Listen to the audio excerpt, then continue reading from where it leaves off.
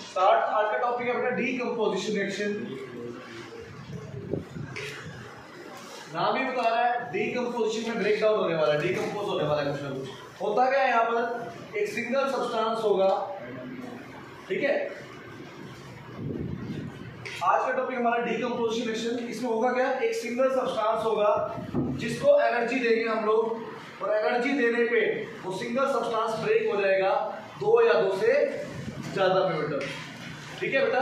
क्या एक single substance x energy देने पर 2 या 2 से ज्यादा ब्रेक हो जाएगा। इस टाइप का रिएक्शन को हम लोग क्या बोलते हैं, डीकंपोजिशन रिएक्शन बोलते हैं। क्या होता है डीकंपोजिशन में, एक सिंगल सब्सटेंस जो होगा वो ब्रेक डाउन हो जाएगा उसका किसमें बेटा, 2 या 2 से ज्यादा सिंपलर सब्सटेंसेस में बेटा। ऐसे रिएक्शन को हम बोलते हैं क्या, डीकंपोजिशन रिएक्शन बोलते हैं, डीकंपोजिशन। क्लियर है सभी को, जिसमें एक सब्सटेंस एनर्जी देने पे ब्रेक हो रहा है 2 या 2 से ज्यादा में बेटा। अब अलग अलग टाइप की है, अगर एनर्जी दे रहा हूं मैं कौन सी बेटा, थर्मल एनर्जी, मतलब हीट एनर्जी दे रहे हैं हम लोग। अगर ये ब्रेक डाउन जो हो रहा है वो हीट एनर्जी देने पे हो रहा है तो उसको मैं बोलूंगा थर्मल डीकंपोजिशन रिएक्शन। उसको एक नेम दिया गया थर्मल डीकंपोजिशन रिएक्शन। इसका एक और नेम भी है क्या, थर्मोलाइसिस। अगर ये डीकंपोजिशन इसको देने पे हो रहा है बेटा, इलेक्ट्रिसिटी देने पे हो रहा है तो उसको बोलेंगे इलेक्ट्रिक डीकंपोजिशन या फिर इलेक्ट्रोलाइसिस डीकंपोजिशन। अगर हमारा लाइट का, सनलाइट की प्रेजेंस में डीकंपोजिशन हो रहा है तो उसको बोलते हैं फोटो डीकंपोजिशन या फोटोलाइसिस भी बोल देंगे इसको, ठीक है बेटा। तो भाई डीकंपोजिशन होता क्या है, एक सिंगल सब्सटेंस है, कॉम्प्लेक्स सब्सटेंस होता है, हीट एनर्जी देने पर उसका ब्रेकडाउन हो जाता है 2 और मोर सिंपलर सब्सटेंसेस में। 3 टाइप का है, थर्मल में हीट देने पर होगा ब्रेकडाउन, और फोटो में लाइट देने पर, और इलेक्ट्रिक में बेटा इलेक्ट्रिसिटी देने पर डीकंपोजिशन होगा। आज जो हम स्टडी करेंगे सबसे पहले बेटा वो थर्मल को करेंगे, और सबसे इंपॉर्टेंट भी यही है। सर एक बार बोल देना, लिखवा दूंगा बेटा, अभी पहले समझ लो बेटा, ठीक है। एक बार फेरस सल्फेट वाला ये हो जाए थर्मल वाला, फिर एक साथ लिखवा दूंगा।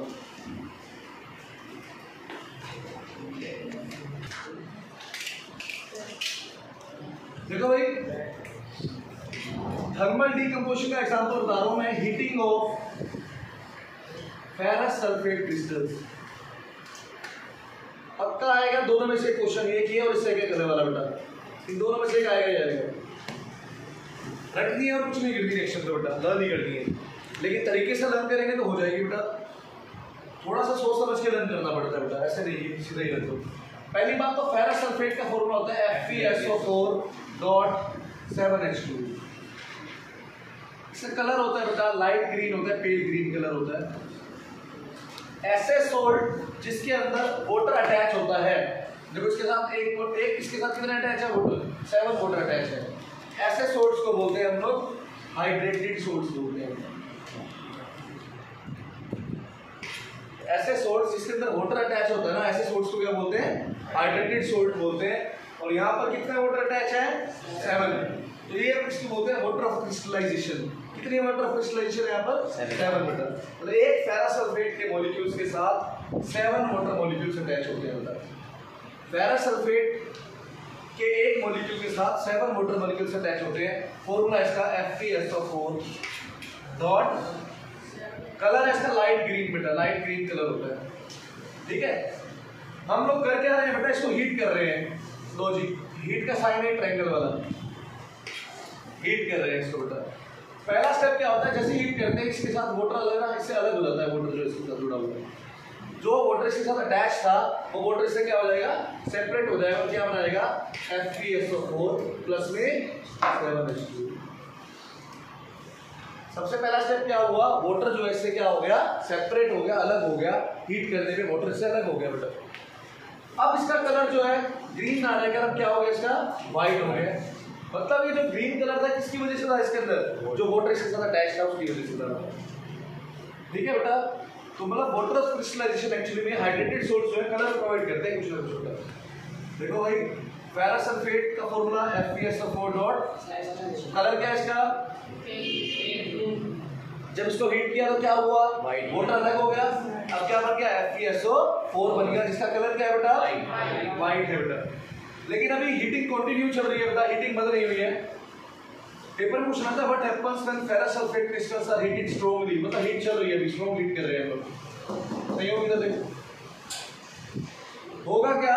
अब ये फेरस सल्फेट जो है ब्रेक हो जाएगा किसमें बेटा? फेरिक ऑक्साइड में बेटा। फेरिक ऑक्साइड का फॉर्मूला होता है, फेरिक होता है Fe3 प्लस, ऑक्साइड होता है O2 माइनस, तो क्या बनेगा? Fe2O3। जब भी जैसे यहाँ पर क्या है, फेरस सल्फेट है तो फेरिक ऑक्साइड बनेगा, लेड नाइट्रेट होगा तो लेड ऑक्साइड बनेगा, कैल्शियम कार्बोनेट होगा तो कैल्शियम ऑक्साइड बनेगा। मतलब उसका ऑक्साइड वाला सोल्ट तो बनना ही बनना है। जिस भी मेटल का सोल्ट हमने हीट किया है उसका ऑक्साइड तो बनेगा ही बनेगा, ये तो हमेशा याद रखना बेटा। जैसे फेरस सल्फेट का किया तो फेरिक ऑक्साइड बन गया, लेड नाइट्रेट को हीट करेंगे लिकेशन होगी तो उसमें क्या बनेगा? Lead oxide. कैल्शियम कार्बोनेट को हीट करेंगे क्या बनेगा? तो मतलब उसका ऑक्साइड तो बनना ही बनना है, तो यहाँ बना दिया इसका ऑक्साइड Fe2O3 बेटा। यहाँ पर इस रिएक्शन में दो गैसेस और निकलती हैं साथ में, इन गैसेस का नाम है SO2 एंड SO3। अगले वाले में ना जब अगली रिएक्शन करेंगे तो NO2 निकलेगी। अब कई बच्चे ना यहाँ पे NO2 लिख देते हैं इस वाली रिएक्शन में, अरे N तो भाई इसमें है ही नहीं कहीं पे, इसमें तो कहीं N का नाम ही नहीं है, तो NO2 कैसे निकल जाएगी बेटा? समझ गए ना? तो इसलिए NO2 नहीं SO2 और क्या बनेगा? SO3 बनेगी बेटा। दो गैसेस निकलती हैं SO2 और SO3। ये जो है ना Fe2O3, इसका कलर है बेटा रेडिश ब्राउन, ये ब्राउन ही है बेटा।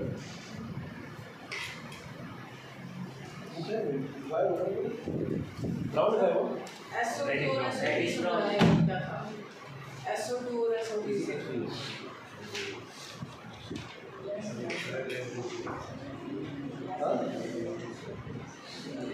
क्या होगा? तू क्या बोल रहा है? सर ये SO2 और SO3 समझाने रुक जा, बता दो सारे बता दो क्या होगा। रेडिश ब्राउन है, इसको हीट करने से बना बेटा, याद ही रखना पड़ेगा। ये तो रिएक्शन करेंगे तो देखेंगे अब ये बन रहा है बेटा, इसमें कुछ वो नहीं है कि कैसे बना, कैसे कोई रीजन नहीं, विजिबल नहीं होगा।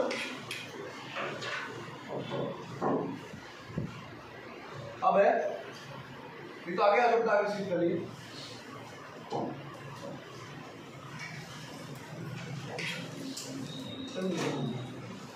इधर आ गए दोनों आ गए।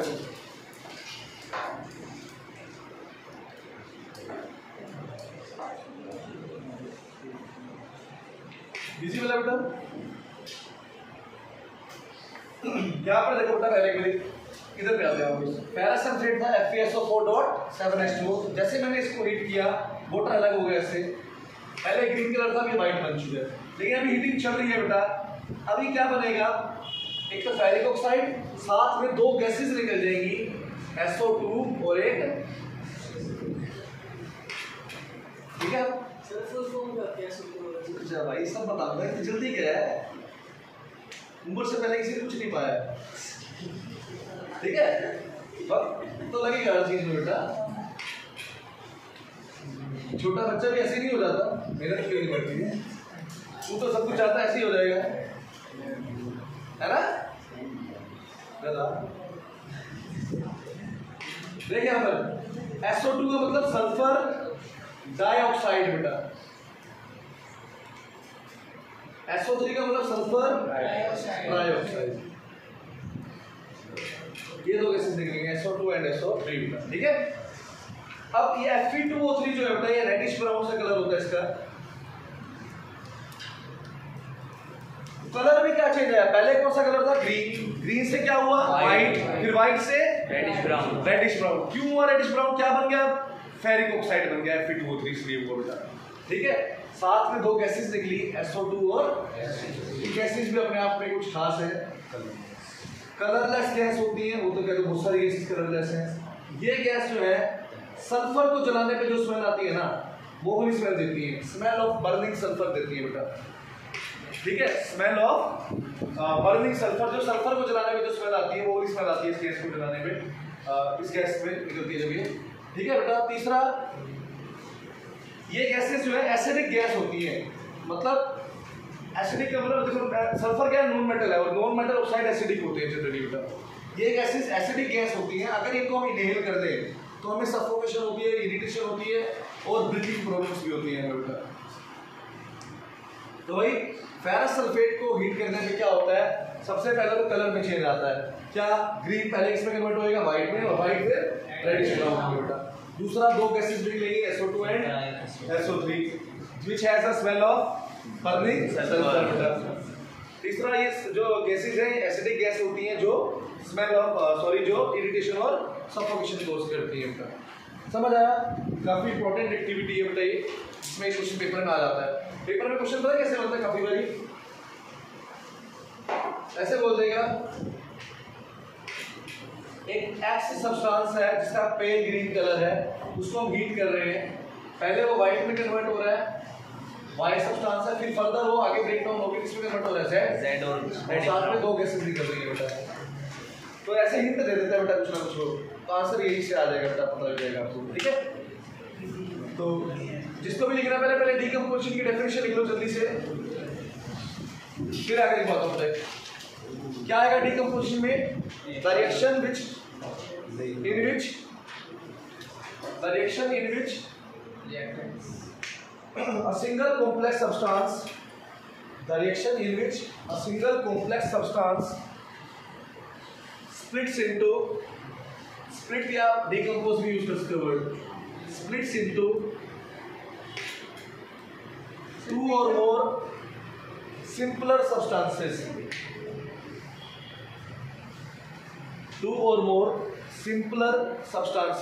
एक कॉम्प्लेक्स सब्सटेंस जो है बेटा वो स्प्लिट हो जाएगा किसमें?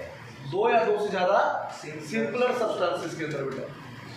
अच्छा, डीकंपोजिशन रिएक्शंस कैसी होती है? एंडोथर्मिक होती है बेटा, लिख लो decomposition reactions are endothermic reactions बेटा। क्यों होती है एंडोथर्मिक? एनर्जी देनी पड़ रही है इसमें, बिकॉज एनर्जी रिक्वायर्ड है इसको ब्रेक डाउन होने के लिए बेटा, इसलिए और जहां पर भी एनर्जी रिक्वायर्ड होती है वो क्या है? एंडोथर्मिक होती है बेटा। ठीक है, तो these reactions are endothermic reactions। समझ आ गया क्यों एंडोथर्मिक? बिकॉज ब्रेकडाउन के लिए एनर्जी रिक्वायर्ड है इसके अंदर। तीन टाइप की है, थर्मल, इलेक्ट्रिक और फोटो। टाइप्स बेटा जल्दी से लिखो, टाइप्स थर्मल, इलेक्ट्रिक और फोटो। पूरा डिटेल के साथ लिख दीजिए। थर्मल में बस ये लिख देंगे जो डिकंपोजिशन किसकी प्रेजेंस में हो रही है? हीट की प्रेजेंस में, तो बस लिख दो हीट, लिख दो ब्रैकेट में, बस समझ आ जाएगा। शॉर्ट में लिख लो हीट, थर्मल डिकंपोजिशन में लिख लो हीट, मतलब जो डिकंपोजिशन कहां पर होगी बेटा? हीट की प्रेजेंस में होगी, इसको क्या बोलेंगे? थर्मल डिकंपोजिशन बोलेंगे बेटा। थर्मल डी थोड़ा फास्ट करा रहा हूं बेटा, नोट्स अगर नहीं भी बने ना पूरे तो मैं इसके नोट्स दे दूंगा, वो चैप्टर पे करा चुका बेटा एक बार पहले। ठीक है, नोट्स दे देंगे, पर थोड़ा बहुत लिखते देखो, लिखने से याद हो जाती है चीजें बेटा, इसलिए बोल रहा हूं। ठीक है, नोट्स दे देंगे, आपको फोटो कॉपी करा देंगे किसी अच्छी नोटबुक राइटिंग वाले, और उसमें फुल डिटेल में मिल जाएगा सब कुछ आपको। क्लियर है बेटा? अभी शॉर्ट में लिखते चलो। थर्मल का अपना हीट की, हाँ पूरे चैप्टर के नोट्स दो। हाँ पूरे चैप्टर के,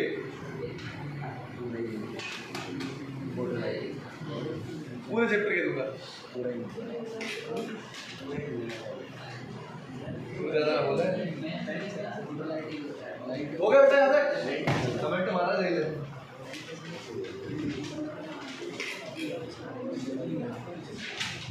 चलिए अब देखो, थर्मल का पहला एग्जांपल है heating of ferrous sulphate crystals.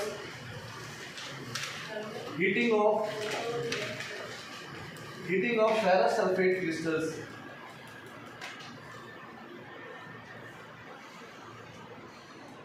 सबसे पहले रिएक्शन लिख लो इसकी बेटा, क्या रिएक्शन है देखो, FeSO4.7H2O heating on heating it will give FeSO4 plus 7H2O।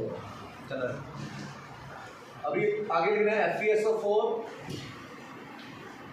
Fe2O3 plus SO2 plus H2। अब ये जब दूसरे स्टेप में हीटिंग है उसमें 7H2 वो मेंशन भी नहीं करना, देखो यहाँ से होगा पेल ग्रीन जैसे वाइट रेडिश ब्राउन।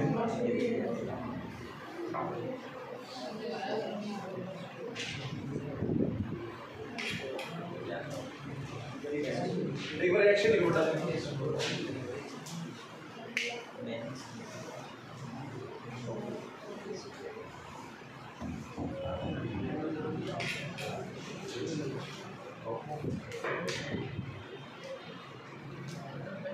बैलेंस भी रहेगा कर देंगे बैलेंस को पहले सिखा दो बैलेंस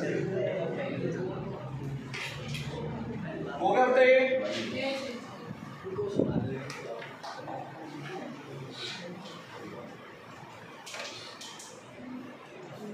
ये ऐसे होगा प्रोसेस। ये टेस्ट ट्यूब लेनी है। टेस्ट ट्यूब में हमने सॉलिड फॉर्म में क्या ले लेना है, फेरस सल्फेट ले लेना है। बस भाई बादल क्या हो रहा है यार ये,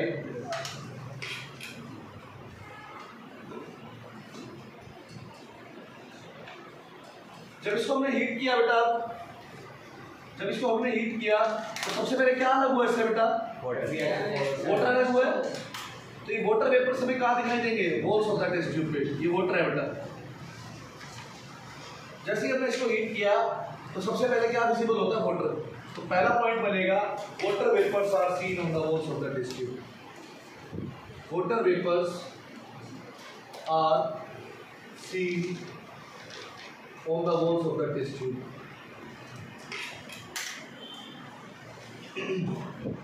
जब हमने इसको हीट करेंगे तो वाटर वेपर्स हमें दिखाई देंगे टेस्ट ट्यूब के वॉल्स के ऊपर। समझ आया? ठीक है। दूसरा पॉइंट, ग्रीन जो कलर था क्रिस्टल्स का, फर्स्टली टर्न टू वाइट और देन टू द कौन सा कलर बेटा, reddish brown.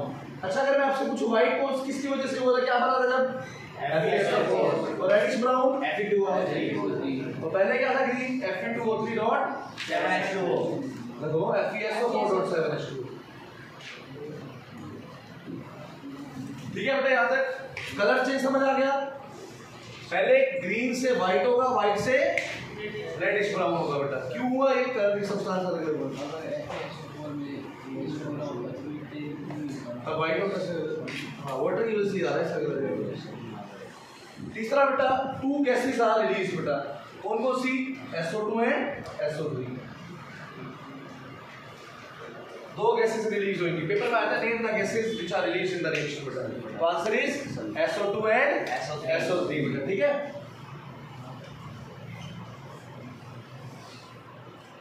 These gases gives the smell of burning sulfur।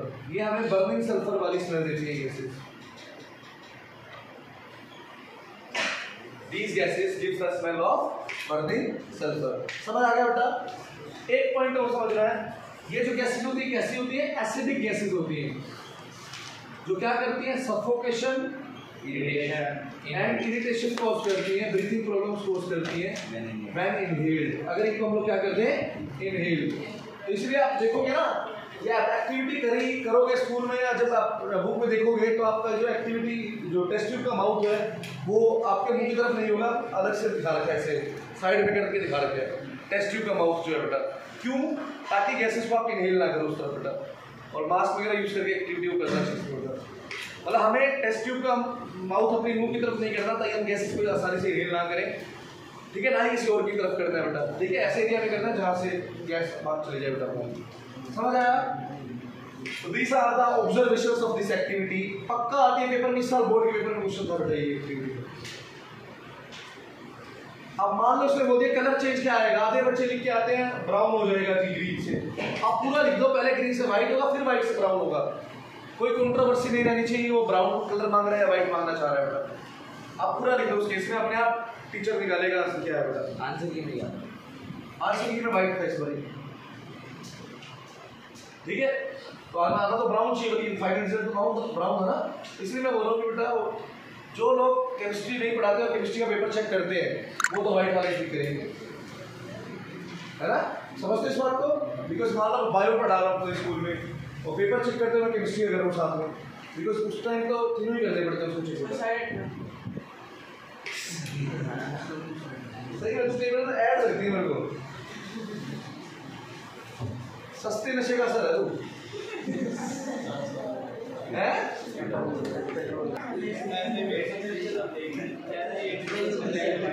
अगली एक्टिविटी है heating of lead nitrate crystals. Heating of lead nitrate crystals.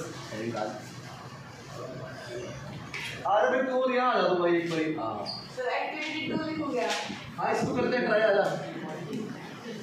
दिमाग तो लगा। मैंने आपको बताया लेड नाइट्रेट को हीट करेंगे एक चीज तो बनेगी ऑक्साइड उस मेटल का। कौन सा ऑक्साइड बनेगा? लेड ऑक्साइड बेटा, PbO। ये Pb का ही मेटल है यहाँ पर। इसका कलर क्या होता है लेड नाइट्रेट का? वाइट। कुछ बुक्स इसको कलरलेस भी लिख देती हैं। अब एनसीईआरटी चेक कर लेना, जो एनसीईआरटी में मेंशन हो ले लेना बेटा। एनसीईआरटी वाइट है, एक्चुअली में वाइट ही होता है। एक्चुअली है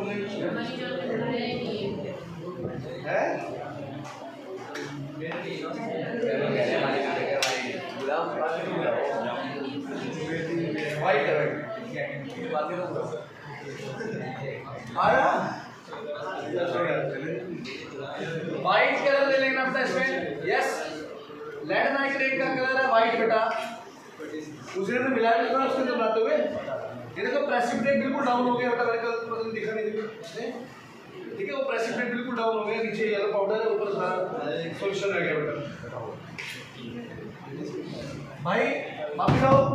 लेड नाइट्रेट है, इसको हम हीट कर रहे हैं। लेड नाइट्रेट को हीट करने पे एक तो बनेगा लेड ऑक्साइड, इसका फॉर्मूला है PbO। कलर है इसका भाई येलो। अब याद ही करना पड़ेगा भाई, मैं क्या बताऊं उसका येलो कलर क्या रीजन है अभी दिखाया था, ठीक है। पिछली बार दो गैसेस निकली थी, एक SO2 और एक SO3। अब की बार निकलेगी NO2 और मुझे बोला NO3 बोलोगे, NO2 O2।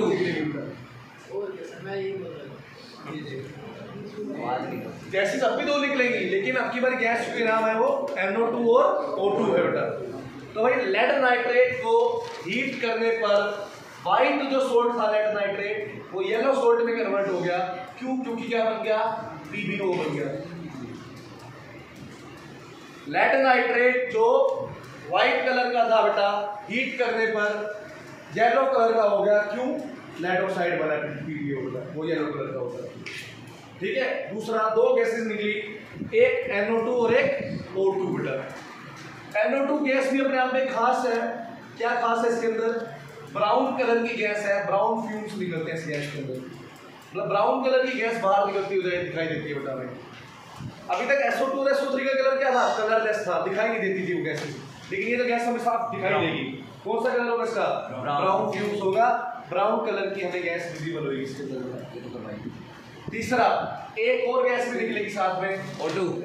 ये कलरलेस गैस है जो कंबशन को क्या करती है? सपोर्ट करती है। मतलब अगर हम लोग बर्निंग फ्लेम को इसके पास लेके जाएंगे तो ब्राइटर फ्लेम हो जाएगा। Oxygen is the supporter of combustion.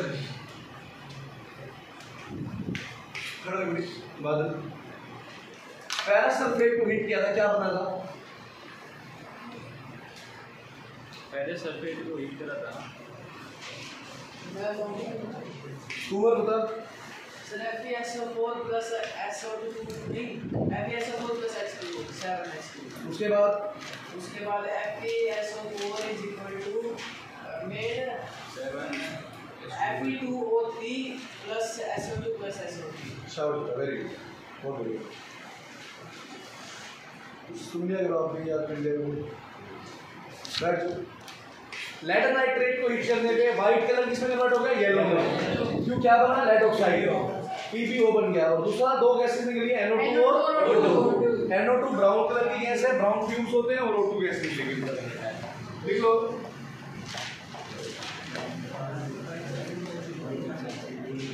Observation के साथ में लेना, यहाँ लिखना है इसका ब्राउन फ्यूम्स।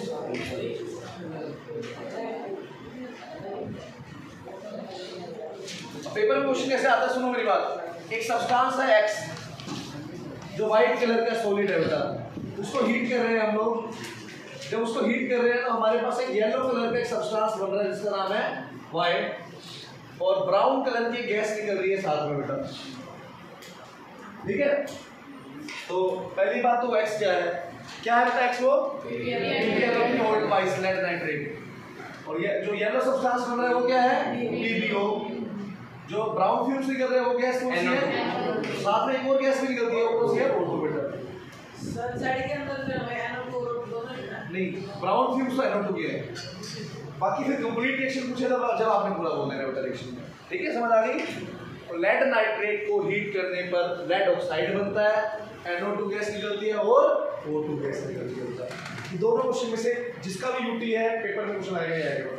फेरस सल्फेट को हीट करना या फिर लेड नाइट्रेट को हीट करना। फेरस सल्फेट को हीट करने पर 7 वाटर अलग हो जाएंगे पहले तो, फिर Fe2O3 plus SO2 plus SO3। Lead nitrate को हीट करने पे lead oxide plus NO2 plus O2। समझ आ गया? कौन कौन सी गैसेस निकल रही हैं फेरस सल्फेट को हीट करने पे?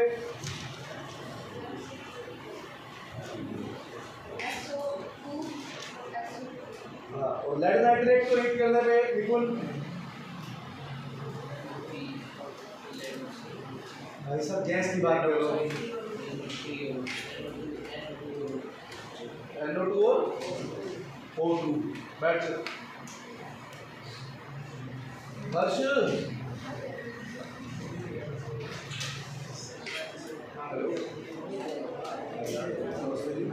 हीट किया फेरस सल्फेट को, फिर हीट किया लेड नाइट्रेट को, अब हीट करेंगे कैल्शियम कार्बोनेट को। भाई पेपर में तीनों में से 3 है, वैसे तीनों रिएक्शन देते हैं बुक पे, तीनों में से एक आनी चाहिए बेटा। वैसे ज्यादातर आती है पहले दोनों में से बेटा, ठीक है? और इधर देख मेरे बेटा, यहाँ देख, ठीक है?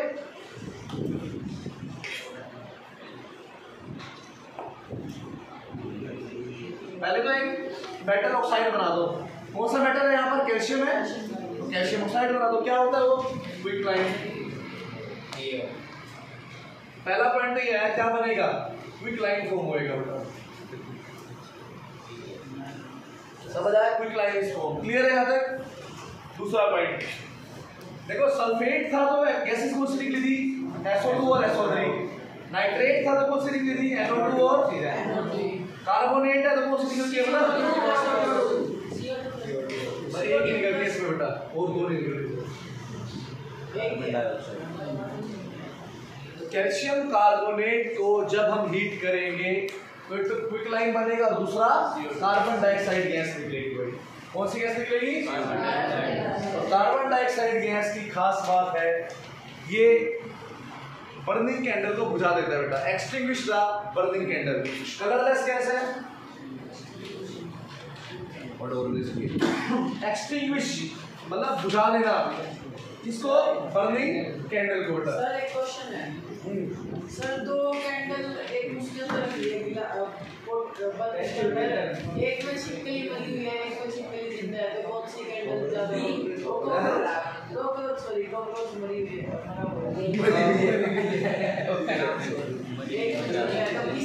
किसके अंदर ज्यादा देर तक कैंडल जलेगी? ठीक है, एक में कॉकरोच मरा हुआ पड़ा है, एक में जिंदा है। जिंदे वाला क्या कर रहा है? रेस्पिरेशन प्रोसेस करेगा तो CO2 प्रोड्यूस करेगा बेटा। CO2 प्रोड्यूस होगी तो कैंडल जल्दी बुझ जाएगी बेटा। नहीं तो अंदर वाली CO2 धीरे धीरे, ऑक्सीजन भी है ना अंदर, थोड़ी बहुत यूज होती रहती है, लेकिन CO2 आ जाएगी अंदर तो वो क्या करेगा बेटा? ठीक है,